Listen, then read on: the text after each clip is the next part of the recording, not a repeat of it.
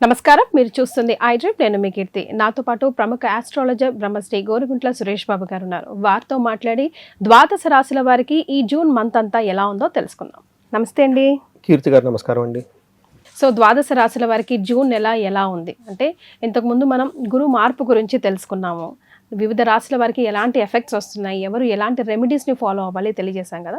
So on the హోల్గా జనరల్గా ఈ మాసం రాశి ఫలాలు తెలుసుకుందామండి. సో ఓం గం గణపతియే నమః. స్వర్ణలక్ష్మి నమస్తే అస్తు. పరబ్రహ్మ స్వరూపిణి రాజ్యం దేహి ధనం దేహి సర్వకామాంచ దేహి మే. ముందుగా 12 రాశుల వారందరికీ స్వర్ణలక్ష్మి అమ్మవారు యొక్క కృపా కటాక్షం దొరకాలని, తద్వారా ప్రతి ఒక్కళ్ళు ప్రతి నిమిషం నవ్వుతూ హ్యాపీగా ఉత్సాహంగా ఉండాలని, అంతేకాకుండా ప్రతి ఒక్కరికి శోభాయమానంగా ప్రతిదీ వాళ్ళ చుట్టూ వాళ్ళ కళ్ళతో చూసే ఒక గొప్ప శక్తి వాళ్ళకి కావాలని, అంతేకాకుండా రాజ్యాధికారం, ప్రతి ఒక్కళ్ళకి ఒక అధికారము, పవరు, స్టేటస్, దర్పం అందరూ ఉండాలి కదండి. మనిషి జన్మ ఎత్తిన తర్వాత అన్నీ ఉండాలి కదా.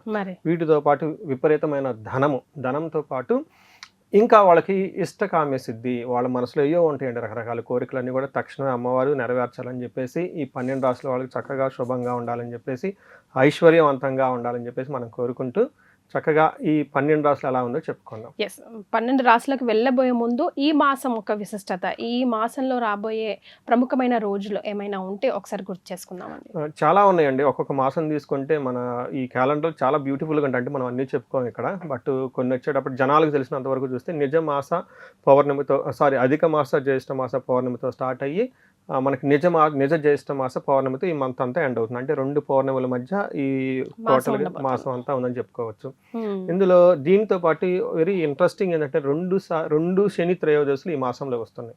నాకు బాగా గుర్తు, లాస్ట్ ఇయర్ ఒక 4-5 months ఒక్క శని త్రయోదశి కూడా లేదు. ఎవరికైనా రెమెడీస్ చెప్దామంటే ఈసారి 2 శని త్రయోదశులు రావటం వెరీ ఇంట్రెస్టింగ్ పాయింట్. రెండోది ఏరువాక పౌర్ణమి అంటారండి. ఇప్పుడు కూడా మన విలేజెస్ లో చక్కగా చేస్తూ ఉంటారు. మా విలేజెస్ స్టిల్ చేస్తూ ఉంటారు. దాదాపు 300-400 ఎడ్లు ఏవైతేనేమండి వాటి చక్కగా కొమ్ములకు రంగులేసి గంటలు కట్టి కొత్తగా చిక్కాలు అవన్నీ కట్టేసి గుడి చుట్టూ ముందు కొన్ని రౌండ్లు వేసేసి ఊరంతా తప్పట్లు పెట్టుకొని చక్కగా బాజనీలు పెట్టుకొని అక్కడి నుంచి పొలానికి వెళ్ళిపోతూ ఉంటాయి. ఇటువైపు తెలంగాణ వైపులో మన గ్రామ దేవతకు కానీ ఇంటి వెలుపు కానీ పూజ చేసుకొని సాకులు అవి పెడుతుంటారండి, ఎల్లమ్మలు అవి ఉన్నవాళ్ళు. అంటే ఎక్కువగా గ్రామ దేవతలకు ఎక్కువ పూజలు చేస్తారండి. మొదటి నుంచి మనకున్న ఆచారం అది. సో అది చాలా శోభాయమానంగా దివ్యంగా ఉంటుంది. సో అక్కడ నుంచి మన రైతులందరూ కూడా చక్కగా సస్యశ్యామలంగా వాళ్ళ పండాలని కూడా మనం కోరుకుందాం. ఆ సందర్భంగా విషెస్ చెప్పుకుందాం అనమాట. సో ఇవి కాకుండా ఇంకా మనకి జ్యోతిష శాస్త్రం ప్రకారం 5 రకాల గ్రహాలు మారుతున్నాయండి. మనకి ఎప్పుడు 3 లేదా 2, 4 మాక్సిమం మారుతాయి. కానీ ఈసారి 5 మారుతూ ఉన్నాయి. ఈ జూన్ నెలలోనే 5 మారుతున్నాయండి. ఒకటి ముందుకు వచ్చేటప్పుడు మనకి 1-2 రోజులు ముందుగా మిథున రాశి మారుతూ ఉన్నారు. బట్ దాని ఎఫెక్ట్ అంతా మనకి జూన్ మంత్ లో ఉంటుంది. మిథున రాశిలోకి ఎవరు మారుతున్నారు? మిథున రాశిలో వచ్చే బుధుడు మారుతూ ఉన్నారు. తర్వాత మనకు సూర్యుడు మారుతూ ఉన్నారు. సో సూర్యుడితో పాటు ముఖ్యంగా గురువు 2వ తారీఖున మారుతూ ఉన్నారు. ఆల్రెడీ మనం ఒక సిరీస్ చేసాం అనమాట. ఎడిషనల్ గా శుక్రుడు, కుజుడు కూడా మారుతున్నారు. సూర్యుడు వచ్చేటప్పటికి 15వ తారీఖు మారుతున్నారు. 8వ తారీఖు శుక్రుడు, కుజుడు లాస్ట్ మంత్ 20th మారుతూ ఉన్నారనమాట. అంటే టోటల్గా ఏదైతే ఏమనండి 5 రకాల గ్రహాలు మార్పు మనం ఈ జూన్ మంత్లో చర్చించుకోబోతున్నాం అనేది ఇది కూడా జ్యోతిష శాస్త్రంగా చాలా ఇంపార్టెంట్ అని తెలుసుకోవాలి. సో రాశుల వారిగా ఈ 5 గ్రహాల మార్పు ఏ రాశి మీద ఎలాంటి ప్రభావం ఉంటుంది, వారికి ఎలాంటి రెమెడీస్ సూచిస్తే ఈ మాసం అంతా సునాయాసంగా సాగుతుందో తెలుసుకుందాం. సో తులారాశి వారికి ఎలా ఉంటుందండి జూన్ మాసం? సో తులారాశి చాలా మిక్స్డ్గా ఉంటుందండి. కొంచెం ఛాలెంజింగ్గా ఉందని మనం చెప్పుకోవాలి గ్రహస్థితిని బట్టి. బట్ మనం ఏం చెప్తారంటే దృష్టి లేదంటే గ్రహ వేద అని ఉంటుంది ఒక కాన్సెప్ట్తో కొంచెం బెటర్గా ఉంటుంది. బట్ ఓవరాల్గా ఏది చూసుకున్నా కానీ ఛాలెంజింగ్ అయిన మంత్ అని మనం చెప్పుకోవాలి తులారాశి వాళ్ళు. ఇందులో ఫస్ట్ మనం గురుడు ఏదైతే మారుతున్నాడు, ఇప్పటిదాకా 9వ స్థానంలో ఉన్న గురువు 10వ స్థానంగా రావడంతో అంత ఫ్రీగా ఉండదు, కొంచెం ప్రొఫెషనల్, కొంచెం హెవీగా అనిపిస్తుంటుంది. డీటెయిల్స్కి వెళ్ళే ముందు ఫస్ట్ మనం నక్షత్రాలు చూద్దాం. చిత్త 3-4 పాదాలు, స్వాతి 1-2-3-4 పాదాలు, విశాఖ 1-2-3 పాదాలు అంతా ఇందులో ఈ రాశిలో ఉంటారు. పేరు బలం బట్టి చూసుకుంటే రా, రీ, రూ, రే, రో, తాతి, తూ, తే అన్న లెటర్స్ అంతా ఇందులో ఉంటారు. మనం సూక్ష్మ గోచారం, లఘు గోచారం ప్రకారం చూసుకుంటే ఇందులో అన్ని గ్రహాలు కొంచెం ఇబ్బంది పెట్టే విధంగానే ఉన్నాయని గమనించుకోవాలి. బట్ ఇది అందరికీ యాజ్ ఇట్ ఈస్గా అప్లై కాదు, వాళ్ళ ఇండివిజువల్ జాతకాన్ని బట్టి కూడా ఉంటుంది. ఇందులో సూర్యుడు 9వ స్థానంలో ఉంటే ద్వేషం, వీళ్ళ చుట్టూ ద్వేషపూరితమైన వాతావరణం ఉంటుంది. అంటే వీళ్ళు బాగానే ఉంటారు, ఆ కొలీగ్స్ వాళ్ళ ఏదో కావాలని చెప్పేసి వీళ్ళ మీద నిందలు వేసేసి గొడవ చేసేస్తూ ఉంటారు. 7వ స్థానంలో కుజుడు ఉండటంతో కొంచెం శారీరకంగా ఇబ్బందులు ఉంటాయి అని చెప్పుకోవచ్చు. 9వ స్థానంలో బుధుడు ఉండటం వల్ల విఘ్నాలు ఆటంకాలు కలుగుతూ ఉంటాయంటే శుక్రుడు 10వ స్థానంలో ఉండటంతో గొడవ కలహం ఉంటుంది.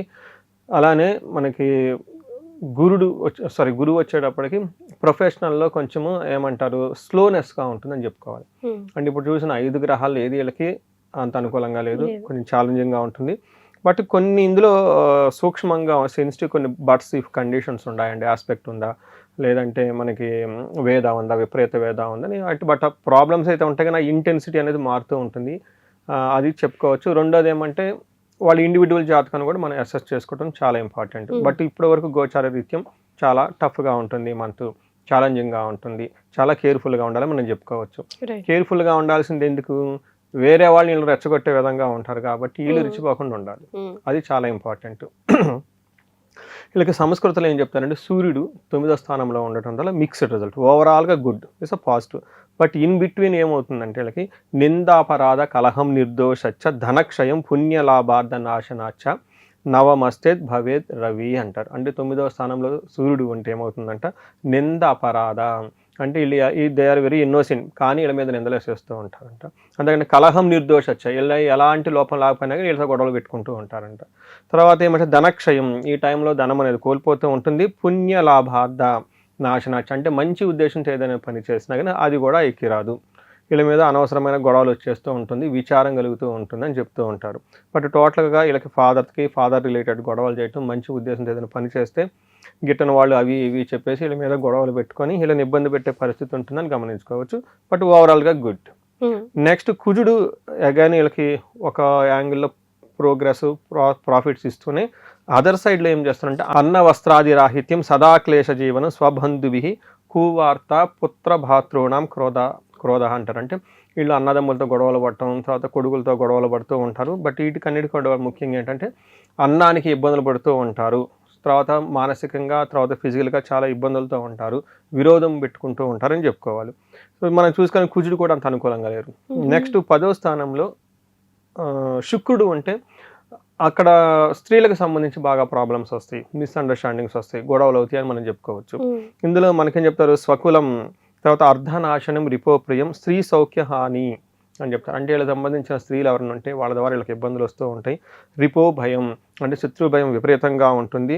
తర్వాత నిస్సత్వం హాని అంటే ఏమంటారు అంత ఎనర్జీ లేకుండా ఉండేసి ఏమీ చేయలేని పరిస్థితిలో ఉండే అవకాశం వీళ్ళకి ఎక్కువగా కలుగుతుందని చెప్పుకోవచ్చు.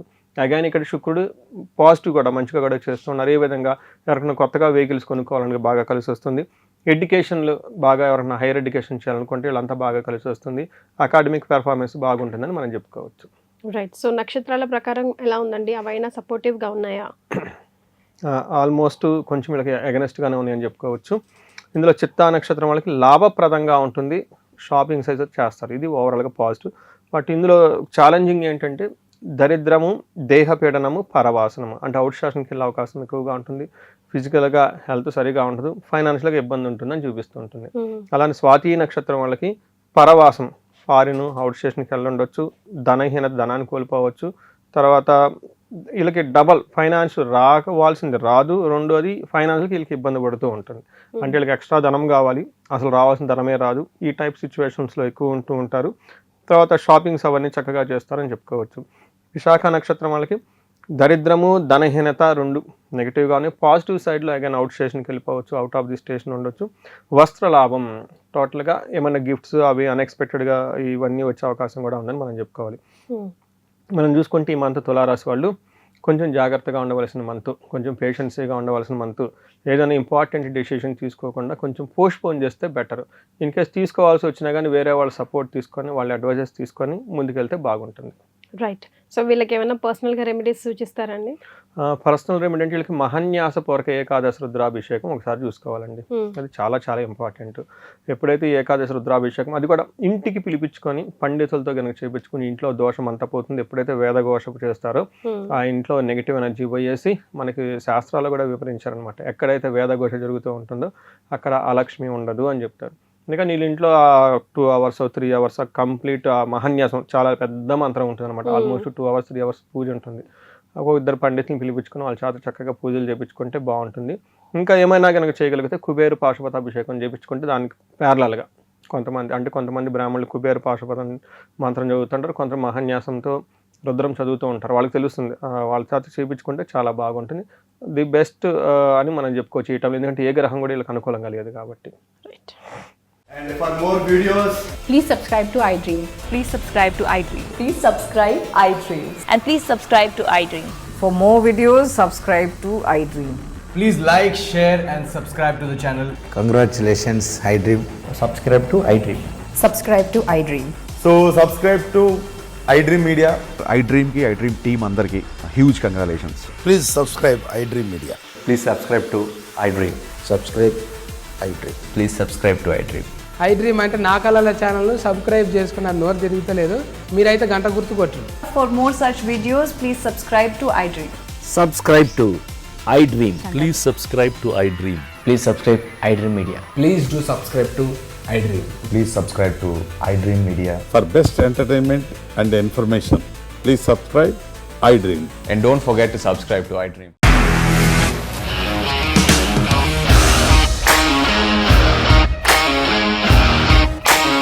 ఇండస్ట్రీలో కమిట్మెంట్ ఇష్యూస్ వస్తే నీకు కూడా వచ్చినట్టు మార్నింగ్ తీసుకెళ్ళారంటే కొట్టి పడేస్తారు.